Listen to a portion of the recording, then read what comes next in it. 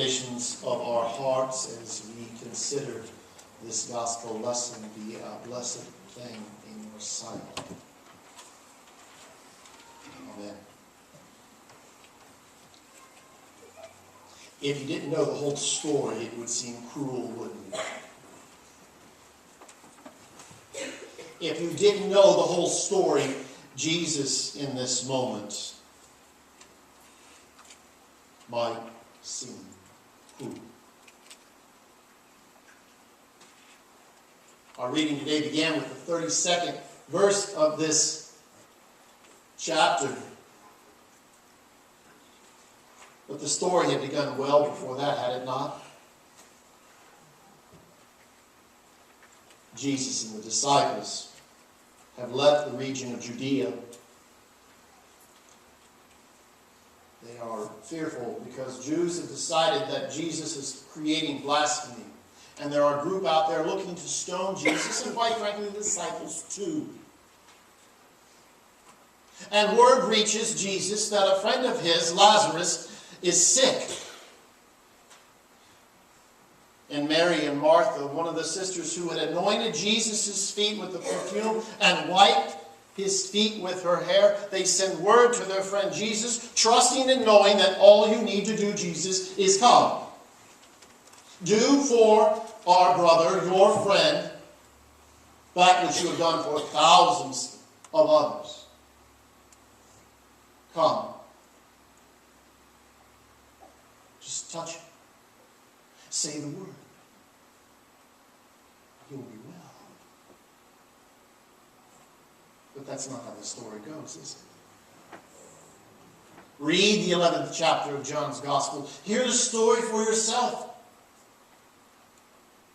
Jesus lingers for 2 days. The disciples are confused. Why does he linger? Perhaps Jesus has finally got some sense, and he's not going to put us in harm's way. Yea, we won't get stoned.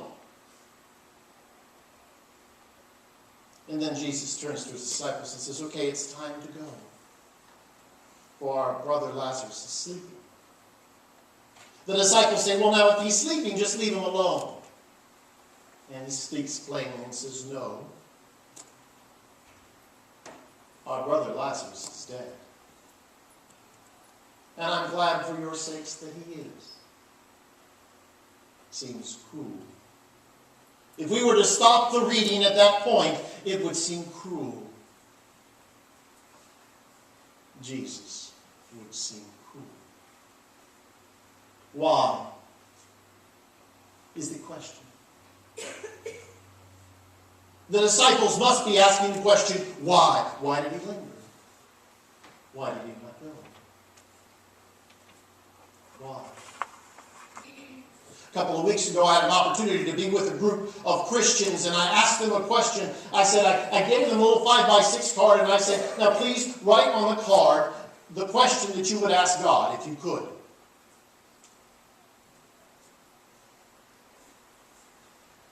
And I was struck at how similar the old questions were. I was anticipating all sorts of things, but what I got surprised me a little. Would you like to hear some of the questions? Would you like to hear them? One wrote, why is there violence in the world? Another wrote, why are there tornadoes and hurricanes? Still another wrote, why did my dad die when I was so young? Someone wrote, why is there evil in the world? Another wrote, why do people suffer the loss of a child? Why does God allow that heartbreak? What makes this all the more powerful is that all of those questions came from Christians who were under the age of 18. And the children of God wrestle with the question, why? Why? Why do planes fly into buildings? Why a storm named Sandy? Why does the happiest man in Currituck County get bone cancer?